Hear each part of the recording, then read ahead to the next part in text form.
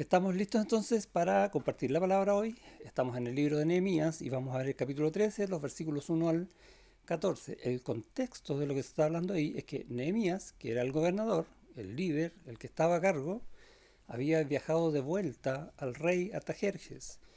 Y estamos bien, o sea, él va a estar en Babilonia algunos años. Esto no es un viaje de días ni meses, sino que va a estar algunos años, no sabemos cuánto. Pero en el intertanto va a ocurrir algo en Jerusalén, que es un desastre. ¿Has escuchado eso de que al pie del amo engorda el caballo? O como nos decían nuestros padres, donde mis ojos te vean. Y va a tomar algún sentido acá en este texto. Vamos a orar. Señor, gracias porque cada día tú nos hablas, nunca dejas de hablarnos por medio de tu palabra, por medio de nuestras oraciones, cada vez que te buscamos. Y perdona nuestros pecados y sobre todo cada vez que no te buscamos y no queremos oír tu palabra. Ayúdanos hoy y cada día a entender lo que tú tienes para nosotros, a gozarnos de tu palabra y a ser cambiados por ella. En el nombre de Jesús. Amén. Eh, Parte el texto diciendo, versículo 1, aquel día se leyó en el libro de Moisés, oyéndolo el pueblo, y estamos hablando básicamente de, probablemente, Deuteronomio, lo que estaba escrito hasta ese entonces quizá, y algunos otros libros, oyéndolo el pueblo, y fue hallado escrito en él que los amonitas y moabitas no debían entrar jamás en la congregación de Dios. Entonces, dentro de los rollos que yo estaba leyendo, pues ese tiempo eran rollos donde estaba escrito, está lo que hoy día nosotros conocemos como el libro de Números. Ahí están leyendo. Por cuanto los moabitas y los amonitas no debían entrar, dijimos, por cuanto no salieron a recibir a los hijos de Israel con pan y agua, sino que dieron dinero a Balaam para que los maldijera. Mas nuestro Dios volvió la maldición en bendición. Entonces, cuando el pueblo de Israel iba a entrar a la tierra prometida, ya estaban en los últimos días del peregrinaje en el desierto, no los dejaron pasar por allí. Y no solamente eso, sino que no le dieron ningún tipo de ayuda. A eso se refiere, no le dieron ni pan ni agua.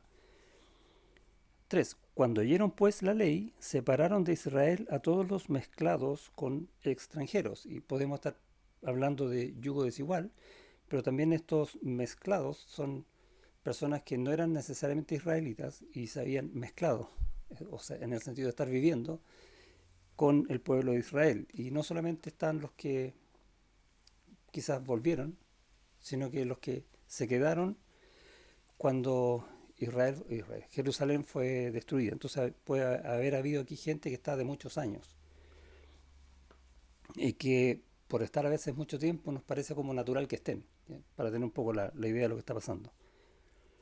Versículo 4. Y antes de esto, antes de que se leyera esta ley y haya esta separación, dice, el sacerdote Eliasib, siendo el jefe de la cámara de la casa de nuestro Dios, había emparentado con Tobías. Este Eliasib no es el Eliasib que vimos antes, que es el sumo sacerdote, porque ese sumo sacerdote está a cargo de todo el templo. Entonces él dice que está a cargo de algunas cámaras solamente. Entonces este es otro Eliasib. ¿Y qué sabemos de él? Que o él, o Tobías, o alguno hijo de ellos, había emparentado entre ellos. Y Tobías era amonita, si recuerdas. Por lo tanto, tenemos yugo desigual, y este yugo desigual, tal vez como dije, no directo, sino que también puede haber sido indirecto a través de un hijo de ellos, va a producir algunos efectos. Versículo 5. Y le había hecho una gran cámara en la cual guardaban antes las ofrendas, el incienso, los utensilios, el diezmo del grano, del vino y del aceite que estaba mandado a dar a los levitas, a los cantores y a los porteros, y la ofrenda de los sacerdotes. Y nos compartían en el texto de ayer que el pueblo, al conocer la palabra de Dios, entendió que tenían que volver a hacer todas las cosas que Dios mandaba, entre ellas los diezmos, y preparar las cosas santas de Dios y separar las cosas cada una en su lugar, y de esa manera también los levitas y los sacerdotes iban a ser sustentados por los diezmos. Y los mismos levitas y sacerdotes de esos diezmos a su vez diezmaban. Vimos todo eso en el texto de ayer. Y no solo eso, sino que ellos también hicieron un documento solemne diciendo esto es lo que vamos a hacer delante de Dios. Al pie del amo engorda el caballo. ¿Qué pasó? Se fue el amo y no engordó el caballo.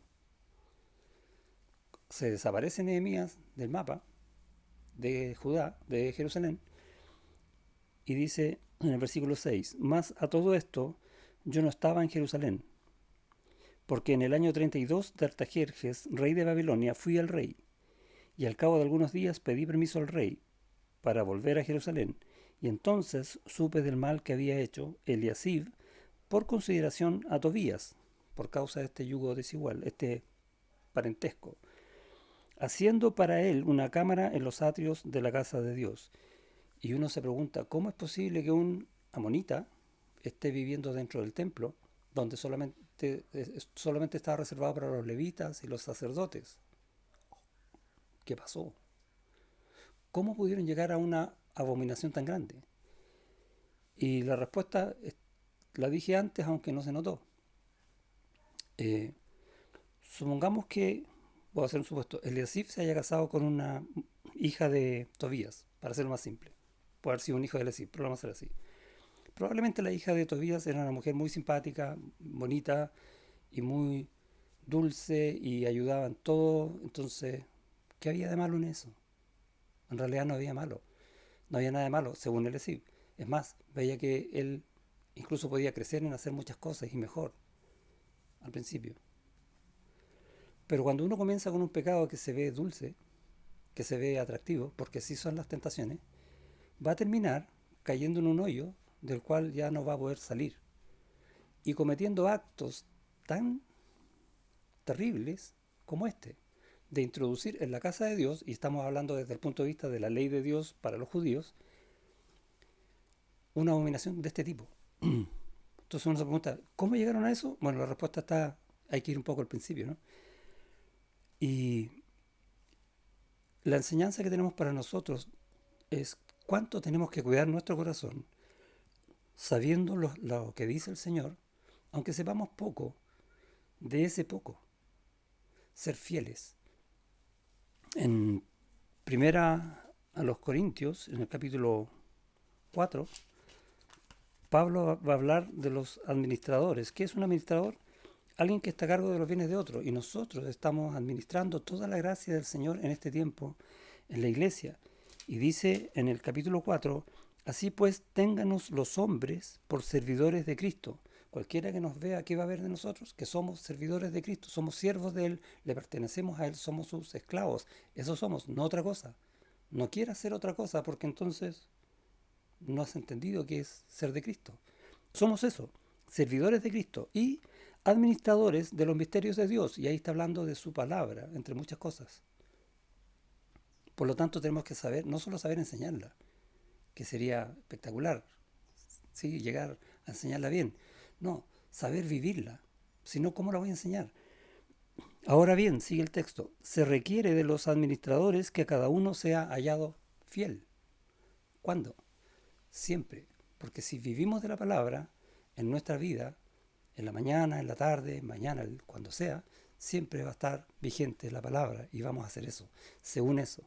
Y es lo que no está haciendo acá Eliasib y nos está mostrando este ejemplo. Entonces, Nehemías, versículo 8, vuelvo a Nehemías, y me dolió en gran manera. Y imagínate cómo debe estar el corazón de Dios, si a un siervo de Dios le dolió en gran manera. Y tenemos que tener eso en consideración también en nuestra vida. Bueno, y sigue el texto, ustedes ya lo leyeron, de limpia todo de todo eso. Y lo más triste es que ese pecado causó un daño terrible en el pueblo. Versículo 10. Encontré asimismo que las porciones para los levitas no les habían sido dadas. ¿Y qué sucedió? Que los levitas, para no morir de hambre, tuvieron que ir a trabajar al campo. Y a veces nos preguntamos dentro de nuestra propia iglesia que algunos hermanos no están haciendo lo que corresponde y a lo mejor es porque hubo causa nuestra que haya llevado a los hermanos a no hacer lo correcto. Tenemos que siempre estar vigilando primero nuestro corazón y revisando qué cosa chiquitita hubo que encendió una mecha que hace explotar una bomba tan grande. Y estar siempre yendo al Señor, pidiéndole que examine nuestro corazón para ver si estamos o no en las cosas de Él y solo de Él. Muchas veces nos engañamos pensando que la voluntad de Dios es que yo pueda hacer algo que yo quiero, básicamente porque yo lo quiero, fuertemente porque yo lo quiero, y de alguna manera la voluntad de Dios no me dice como que está mal. Entonces uno se pregunta, bueno, ¿y qué tiene de malo? Y a veces en sí tiene muy poco de malo, pero puede terminar en una gran desgracia, que nosotros no la vemos al principio. Entonces, dice en el versículo 11, reprendí a los oficiales y dije, ¿por qué está la casa de Dios abandonada? Y fíjate que no reprende a los levitas que se fueron a trabajar, sino a los que estaban a cargo de guiar al pueblo cuando él no estaba. Es difícil, es más difícil cuidarse cuando uno depende, en el caso de la iglesia, solo de la enseñanza del pastor y si el pastor dijo o si el pastor no dijo. Es parte de la labor del pastor enseñar, absolutamente de acuerdo, y tiene que enseñar bien, totalmente de acuerdo. Pero es responsabilidad de cada uno de nosotros, como siervos de Cristo, atesorar esa palabra, en nuestro corazón y vivir según ella. Y no va a ser culpa del que el pastor dijo o no dijo si yo no estoy cumpliendo la palabra que yo ya sé. Ese es lo que está hablando, lo que está enseñando este texto en Nehemías hoy. Tenemos que volver siempre al Señor. Y el Señor es apto para perdonar. El Señor está lleno de misericordia y siempre va a querer que vuelvas a Él arrepentido y Él puede restaurar todo. Y ha dispuesto a la iglesia también restaurar todo eso. Por eso en el versículo 14 dice, acuérdate de mí, oh Dios, en orden a esto, y no borres mis misericordias que hice en la casa de mi Dios y en su servicio. Porque en su servicio se requiere que tú y yo seamos hallados fieles cada segundo, cada minuto, todo el tiempo, a partir de nuestro corazón. Amén. Dios te bendiga.